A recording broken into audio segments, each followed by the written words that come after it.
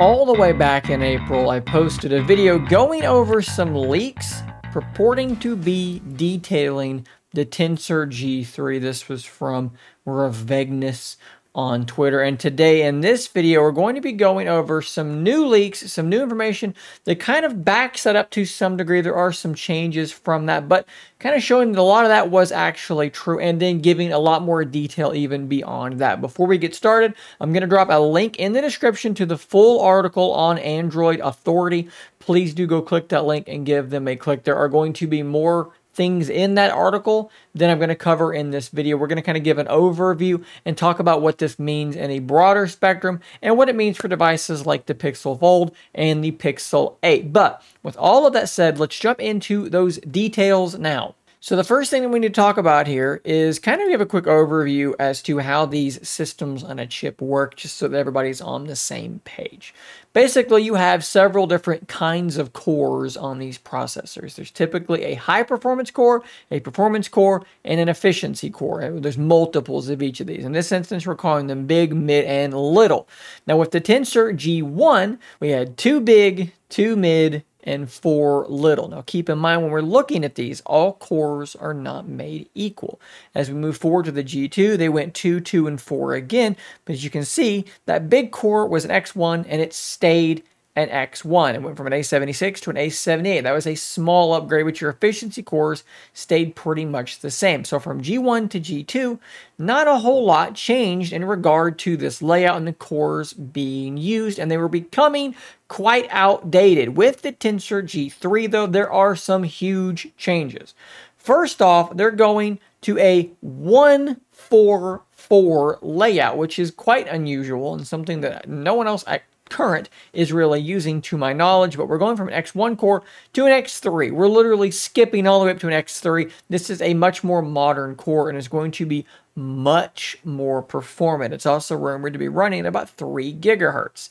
We have 4 A715 cores and 4 A510 cores. So these again are much newer cores than what we had before. So just on paper here, we have a substantial jump in performance with the Tensor G3. And I've put the Snapdragon 8 Gen 2 next to it just so that you can kind of have an idea of what we're doing here. With the Snapdragon, they go 1-4-3, but you can see here that their middle cores, they use 2 different kinds of cores for those mids. But as you can see, there are some similarities, right? So the Snapdragon 8 Gen 2 and the Tensor G1 are going to be using the same X3 core. Now, the Snapdragon 8 Gen 2 might actually be pushing it a little bit harder. Hard to say for sure. Some of this stuff may be kind of hitting a moving target, but this is what we believe right now. The Tensor is using 4 715s instead of using 2 715s and 2 710s, and they both do use these 510 cores, but the Tensor is using 4 instead of 3. Now, it should also be noted here that that 715 core is the newer version of the 710. See, Qualcomm is using 2 715s and 710s.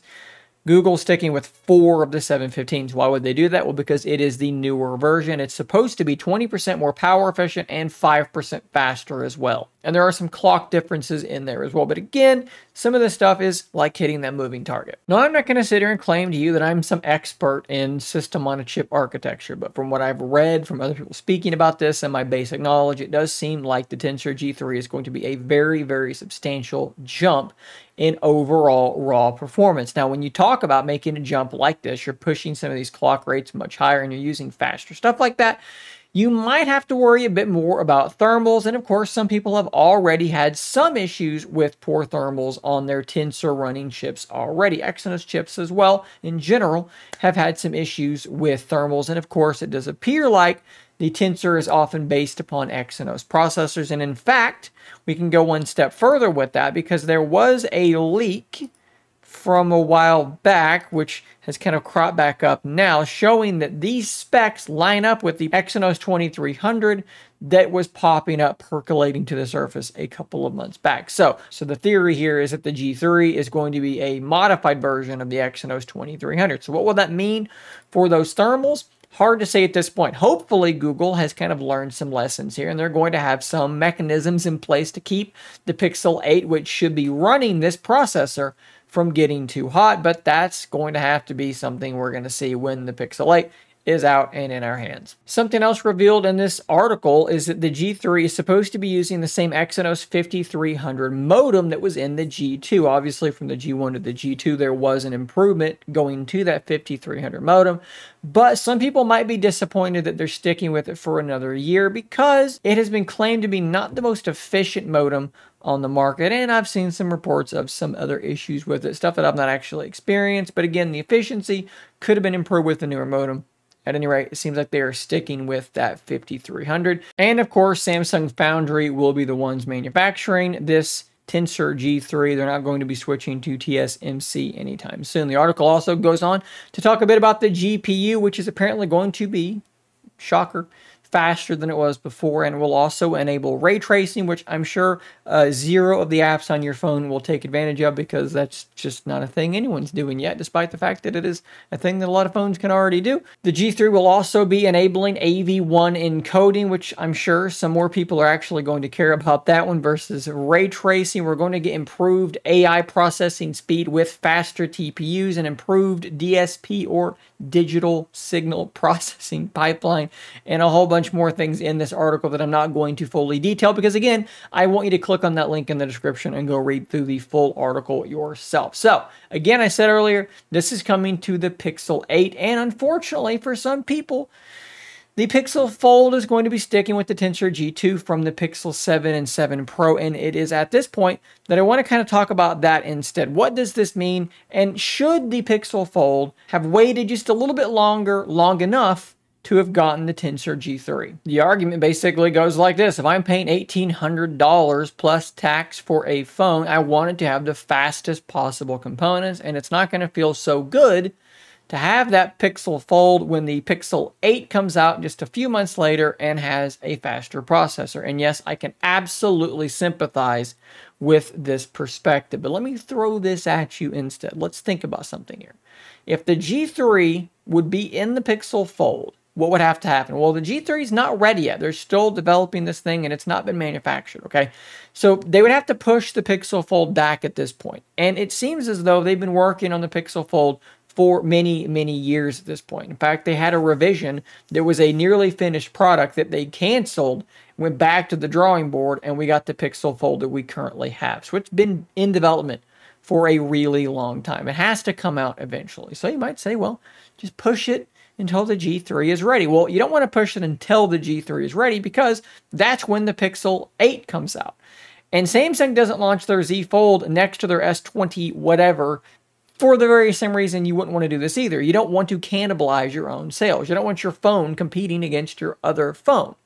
So you wouldn't wait until the G3 was ready. You'd wait until the G3 had been out for a minute, give the Pixel 8 some breathing room, and then release it maybe 6 months later. But then you have a problem, because then you're going to run into the issue where you're going to say, well, now the G4 is only 6 months away or something like that. You're always going to be in that half-step place where you could always wait another 6 months and get a faster system on a chip. Progress does not pause like that. No matter when you launch it, it is always true that you could have waited longer and made it faster. That will always be the case, whether it's because the G3 is next or because the G4 is next. This is not their flagship. This is their foldable phone, just like Samsung, right?